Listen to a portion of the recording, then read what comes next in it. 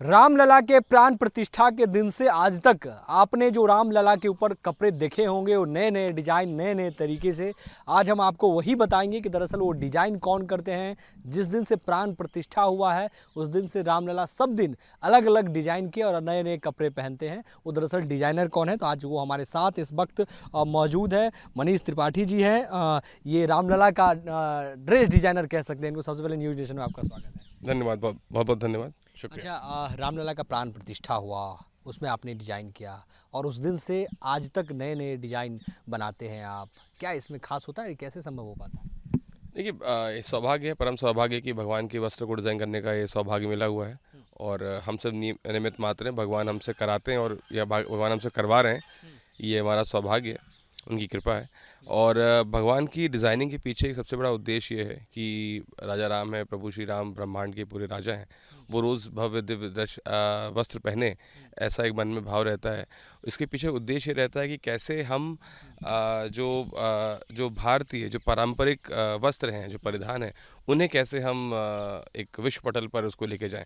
आज प्रभु श्री राम के चरणों में अर्पण करने के बाद प्रभु श्री राम को जब हम वो पहना लेते हैं, तब कहीं हमें लगता है कि वो जो हमारी धरोहर, हमारे देश की जो धरोहर, जो सालों से हमारे आर्टिजन्स ने, बुनकरों ने, हमारे जो कला, जो भी इस डोमेन से लोग जुड़े हुए लोग हैं, उन्हें संभाल के रखी हुई है। आज उन पारंपरिक परिधानों को, चाहे वो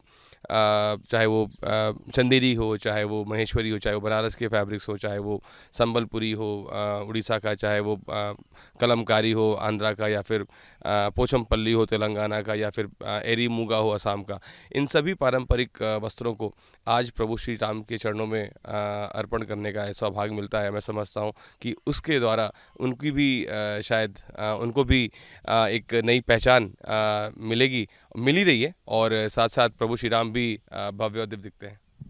कई चैलेंजेस इसमें आपको आते होंगे, क्योंकि एक सवाल ये भी है कि नया नया डिज़ाइन आप बनाते हैं और भेजते हैं, तो क्या एक साथ ही 1-1.5 महीने का स्टॉक भेज देते हैं या ये रेगुलर चलता रहता है? रेगुलर नया नया डिज़ाइन इसमें क्या कैसे होता है, कितने लोग इसमें काम करते हैं? देखिए, अभी क्योंकि प्राण प्रतिष्ठा के समय पे तो मैं खुद अयोध्या में रहा, मुझे सौभाग्य मिला वहाँ पे रहने का और रहकर काम करने का। तो जो एक इनिशियल जो एक बहुत ही रिगरस चिंतन और मंथन था जो कि वहाँ पे हुआ साथ में, कि जो ट्रस्ट के माध्यम से हमें बताया गया कि प्रभु श्री राम है, मर्यादा पुरुषोत्तम है, बालक राम है, 5 वर्षीय हैं, राजा दशरथ के पुत्र हैं, तो उनके पोशाक कैसे होने चाहिए, कैसे उसमें क्या भव्यता, क्या दिव्यता होनी चाहिए, एक वो थी। दूसरा, एक पीछे के भी हमने एक मानक बनाया कि जो भगवान की जो पोशाक हैं वो ऑथेंटिक होने चाहिए। वो उनमें पॉलिएस्टर या उनमें फास्ट फैशन का कोई वो मेल नहीं होना चाहिए, बल्कि वो पारंपरिक जो परिधान है, जो पारंपरिक वस्त्र है, हस्तकरघा, खादी, इनसे वो पोशाक निर्मित होने चाहिए। तो उसी भाव को लेकर हम आगे बढ़े और चैलेंजेस तो बहुत सारे थे, लेकिन आज मैं समझता हूँ आज 4 महीने के लगभग हो रहे हैं और प्रभु श्री राम की इस पोशाक को बनाने की जो इस कड़ी में हमें बहुत सहयोग भी मिल रहा है देश के हर कोने से, क्योंकि आज जो भी हस्तकरघा या खादी का या जो भी ये परिधान तैयार होते हैं, इनमें बुनाई में काफ़ी समय लगता है क्योंकि हाथ से बुने हुए होते हैं। सो हमारी प्लानिंग ऑलरेडी चल रही है, इस पर हम हर रोज़ चिंतन मंथन करते हैं और ऐसा नहीं कि पूरा 1 महीने का तैयार हो जाता है।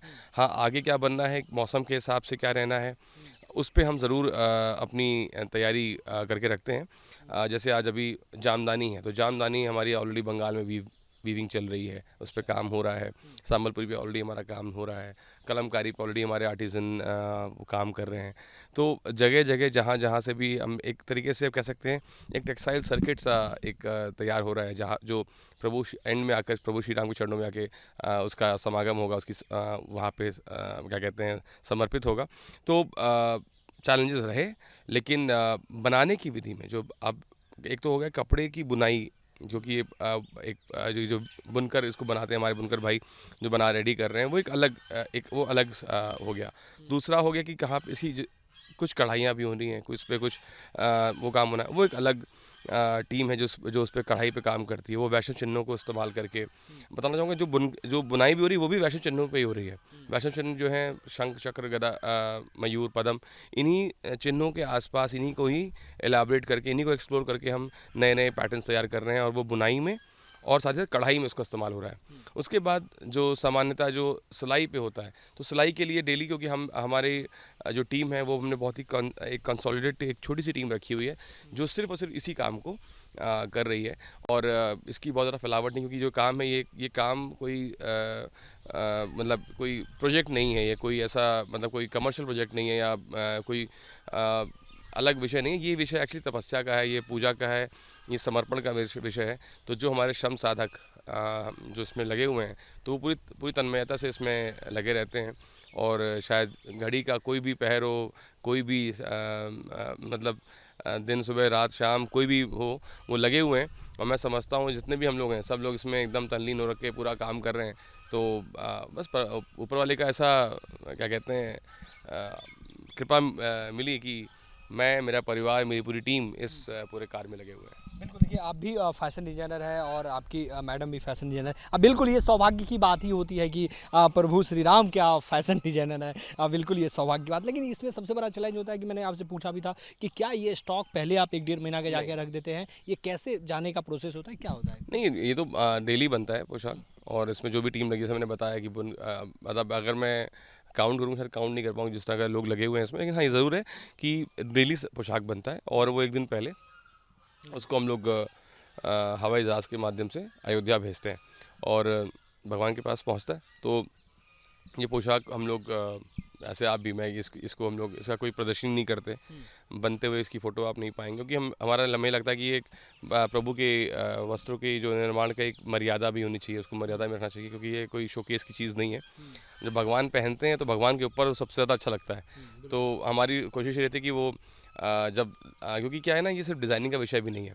तो अगर हम पहले से बना के रखेंगे, हम नहीं रखना चाहते कि स्टॉक, क्योंकि भगवान वो कहते हैं ना एकदम ताज़ा सर्व करना होता है। तो ताज़ा सर्व होता है और उसके पीछे भाव भी रहता है, क्योंकि डिज़ाइनिंग नहीं है। क्योंकि हर रोज़ अब आज श्रद्धालु उठते हैं, मुझे जो मैसेज लोगों के आते हैं वो इंतज़ार करते हैं कि आज भगवान कुछ नया पहने होंगे, आज भगवान की, क्योंकि हर एक के मन में प्रभु श्री राम की अपनी अपनी छवि, अपनी अपनी कल्पना है।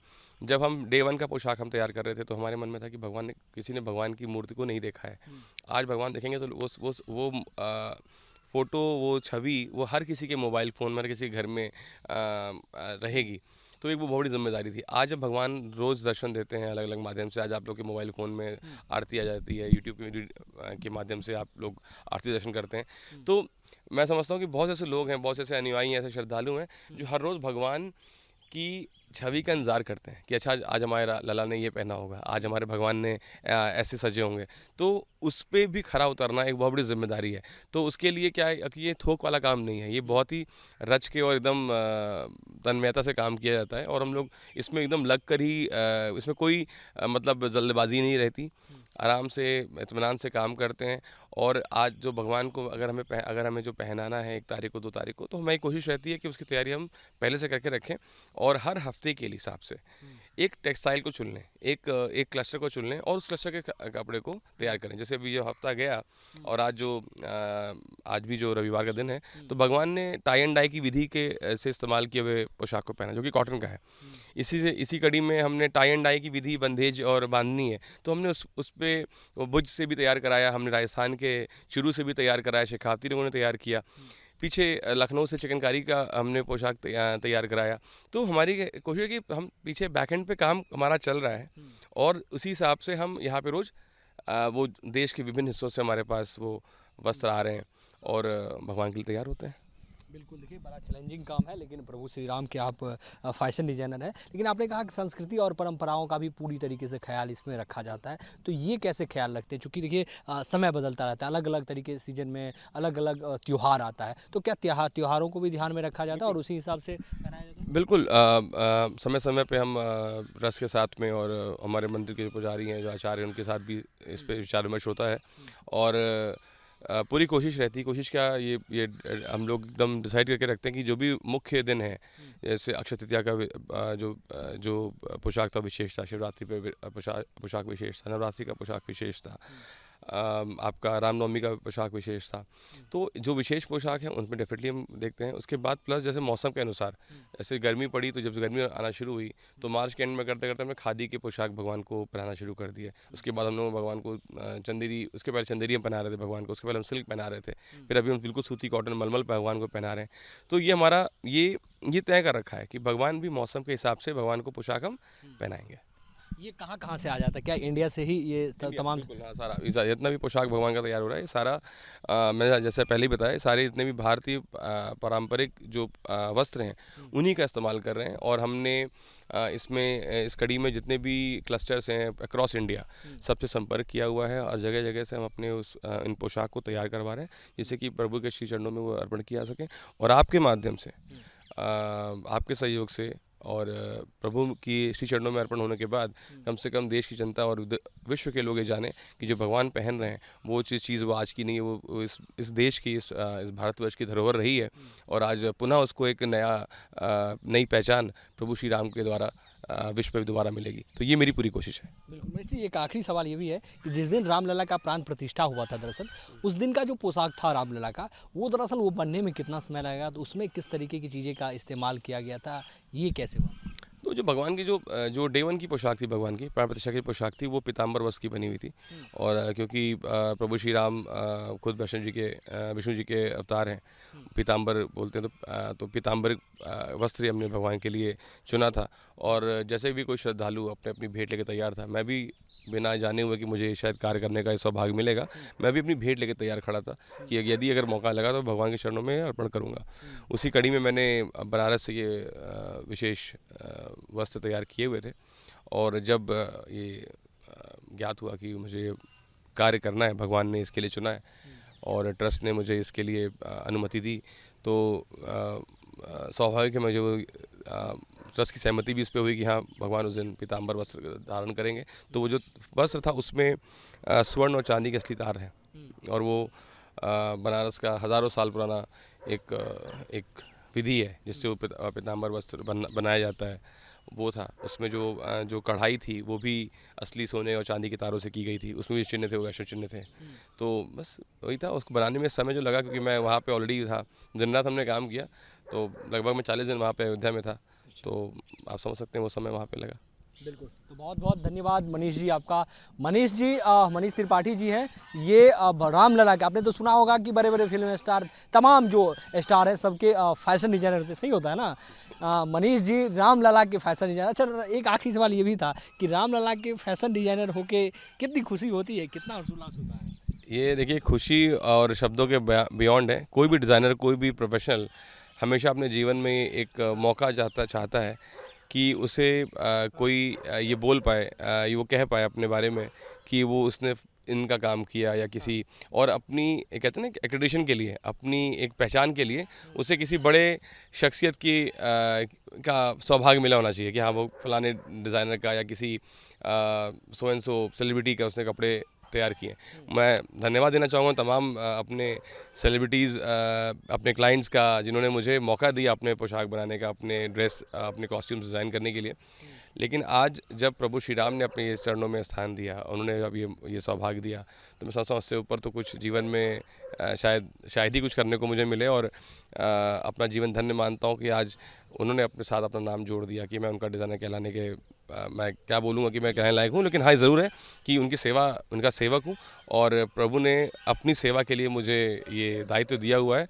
तो बस उसके लिए अपने आप को हर पल हर क्षण अपने आप को मैं भगवान को धन्यवाद बोलता रहता हूँ और अपने आप को चौखोटी काटता हूँ कि अच्छा मैं ही हूँ, क्या मैं कर रहा हूँ। तो बस यही है कि मतलब अब एक तरीके से कह सकते हैं कि सोते उठते जागते चिंतन मंथन सोच में बातों में सिर्फ और सिर्फ प्रभु श्री राम रहते हैं। और अब ये लगता है कि अगर प्रभु श्री राम ने इस मौके पे, इस समय पे, इस उम्र के इस जंक्शन पे अगर हमें ये सौभाग्य दिया है, ये दायित्व दिया है, इसका मतलब कि आगे कोई बड़ी जिम्मेदारी उन्होंने देनी होगी और उसके लिए शायद वो तैयार कर रहे हैं। जैसे आज लगता है कि जो भी कुछ हम करते आ रहे थे, जो हमने पढ़ाई करी, जब हमने सोचा स्कूल में थे कि हम निफ्ट की पढ़ाई करेंगे, निफ्ट डिज़ाइनिंग सीखेंगे, तो लगता था ठीक है। तो अब जब हमने काम कर लिया तो लगता है अच्छा भगवान उस दिन तैयार कर रहे थे। तो भगवान की ये योजना, भगवान की जो ये चीज़ें जो हुआ, तो लगता है कि पूर्णतः ये सुनियोजित थी कि भगवान ने सोच रखा था कि मुझे इससे कार्य कराना है। तो अगर आज अभी कार्य करा है, इसका मतलब है कि आगे कोई और बढ़िया दायित्व उन्हें देना हो या शायद हमें कुछ और उसका पालन करना हो, तो उसी का इंतज़ार कर रहा हूँ। बिल्कुल, ये मौका भी ये हर्षोल्लास का होता है, चूँकि जब आप बड़े-बड़े फ़िल्म स्टार के यानी स्टार का आप डिज़ाइनर होते हैं तो उसमें एक अलग खुशी होती है। लेकिन अगर आप भगवान श्री राम के ही अगर आप फैशन डिज़ाइनर हैं तो सोच सकते हैं कितना ये खुशी और गर्व का विषय और समय होगा। और यही मनीष त्रिपाठी हैं जो शुरुआत से जब रामलला का प्राण प्रतिष्ठा हुआ तब जो डिजाइनिंग किया गया था कपड़े का, और कपड़े से लेकर आज तक का जो अलग अलग पर डे सांस्कृतिक परंपराओं के हिसाब से जो डिजाइन होता है और जो कपड़े की रेगुलर वहाँ पर डिलीवरी होती है वो मनीष जी तैयार करते हैं और मनीष जी के अपने हैंडल से वहाँ पर डिलीवरी होता है। वीडियो जर्नलिस्ट सिद्धार्थ के साथ अमित चौधरी, न्यूज़ नेशन, दिल्ली।